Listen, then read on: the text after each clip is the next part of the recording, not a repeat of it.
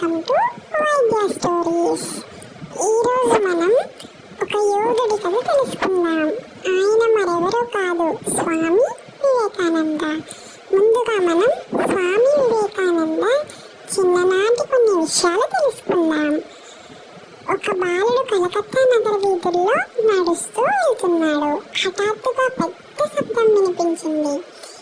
ఏమైంటుందబ్బా అని చూస్తే ఒక గుర్రపు బండి రోడ్డుపై దూసుకుపోతోంది. ఆ బండిని గుర్రం తన బలమంతా ఉపయోగించి వెర్రి వేగంతో లాక్కెళుతోంది. దేన్నో చూసి బెదిరిపోయినట్టుంది అని అందరూ అనుకున్నారు. కానీ పాపం ఆ బండిలో ఒక మహిళ కూడా ఉంది. చాలా భయంగా చూస్తూ బండిని గట్టిగా పట్టుకొని కూర్చుంది. బండి ఎప్పుడు బోల్తా పడుతుందో కూడా తెలియదు. ఎవరు ఆవిడికి సహాయం చేయడానికి ముందుకు రావడమే లేదు. ఇదంతా ఈ బాలుడు చూశాడు. సాహసవంతుడైన అతడు బండి దగ్గరకు రాగానే ప్రాణాలకు తెగించి పరిగెత్తుకొని వెళ్ళి ఆ బండి ఎక్కాడు. జోరుగా పరిగెత్తుతున్న ఆ గుర్రపు కళ్ళం చేజిక్కించుకుని తన నైపుణ్యంతో కొద్దిసేపట్లోనే ఆ గుర్రాన్ని శాంతపరిచాడు.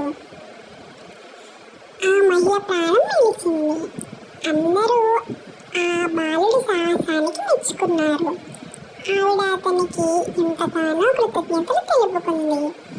అసలు ఎవరి అబ్బాయి? అతని పేరు నరేంద్రనాథ్. అందరూ నరేన్ అని పిలిచేవారు. అతడే తర్వాత కాలంలో మనోబలానికి ప్రతిరూపమై భారతదేశ యువజనులందరికీ ఆదర్శమై నిలిచిన శ్రీ వివేకానంద స్వామి. ఈయన జనవరి 12వ తేదీన జన్మించారు. ఈయన జన్మదినమైన ఈ రోజున అందరూ జాతీయ యువజన దినోత్సవంగా జరుపుకుంటారు. నరేంద్రనాథుని తండ్రి పేరు విశ్వనాథ్ దత్త.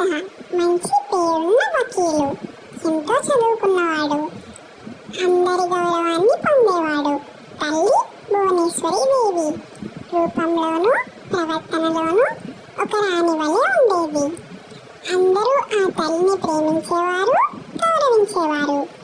మన నరేన్ చాలా అల్లరి పిల్లవాడు. ఈ గడుగ్గా ఈయన్ని పట్టుకోవడానికి పాపం ఆ తల్లికి గగనమైపోయేది. అతడిని చూసుకోవడానికి 2 నౌకర్లు పెట్టవలసి వచ్చింది. కానీ ఎలాగో అలాగా ఉపాయం కనుక్కొని పారిపోయేవాడు. నరేన్ అల్లరి బాగా మితిమీరిపోయినప్పుడు శివ శివ అంటూ తన నెత్తి మీద చల్లనీళ్లు పోస్తే మాత్రం అల్లరంతా క్షణంలో తగ్గిపోయి శాంతం పడిపోయేవాడు. లేదా ఇలా అల్లరి చేస్తే శివుడు ఇక నిన్ను కైలాసానికి మళ్ళీ రానివ్వడు అనగాని చల్లబడిపోయేవాడు. తన పథకాలేవి పాలనప్పుడు ఆ తల్లికి పాపం ఈ 2 చివరి అస్త్రాలు. బాలనరేంద్రుడు తన తల్లి వద్ద ఎన్నో విషయాలు నేర్చుకున్నాడు. తల్లి భాగవత, రామాయణ, మహాభారతాల్లోని కథలన్నీ చక్కగా కళ్ళకు కట్టినట్టు చెప్పేది. ముఖ్యంగా శ్రీరాముడి కథలంటే నరేంద్రుడికి పంచప్రాణాలు. మట్టితో చేసిన చిన్న సీతారాముని విగ్రహాలు తెచ్చి రకరకాల పూలతో పూజించేవాడు. రామాయణం అంటే ఎంత ప్రేమో. హనుమంతుడు అరటి తోటల్లో తిరుగుతూ రామనామ జపం చేస్తూ ఉంటాడని ఎవరో చెప్పడం విని ఆ మహావీరుణ్ణి చూడడానికి తరచూ చాలా కాలం ఆ తోటల్లో వెతుకుతూ ఉండేవాడు. ఆహా, ఎంత విశ్వాసం! నరేంద్రుడికి ధ్యానం చేసే ఆటలంటే భలే ఇష్టం. ఒకరిద్దరు స్నేహితుల్ని తన గదికి పిలుచుకుని వచ్చి సీతారాములు మూర్తికెదురుగానో శివుడి మూర్తికెదురుగానో కూర్చుని ధ్యానం చేసేవాడు.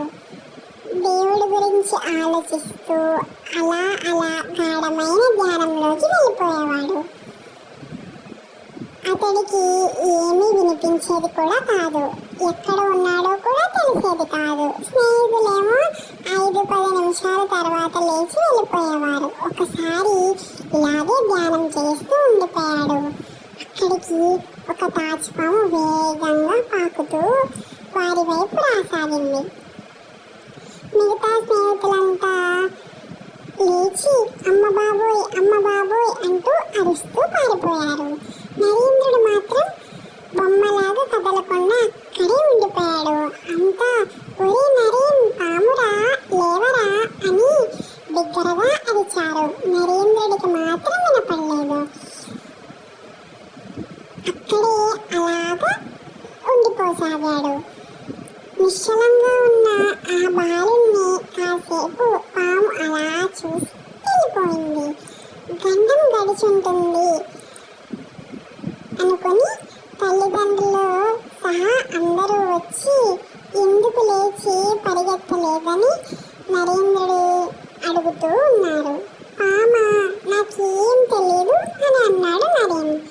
నేను మాత్రం ధ్యానంలో భలే ఆనందాన్ని అనుభవించాను అని అంటున్నాడు. అందరూ ముక్కు మీద వేలేసుకున్నారు.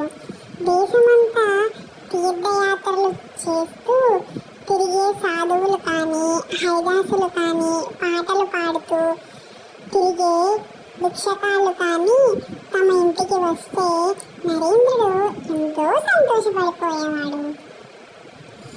ఏది కనబడితే అది వాళ్ళకి ఇచ్చేసేవాడు. ఇంట్లో చేతికి ఏది దొరికితే అదే, ఏది దొరకకపోతే తనకు కట్టిన కొత్త పట్టు పంచె విప్పి ఇచ్చేశాడు.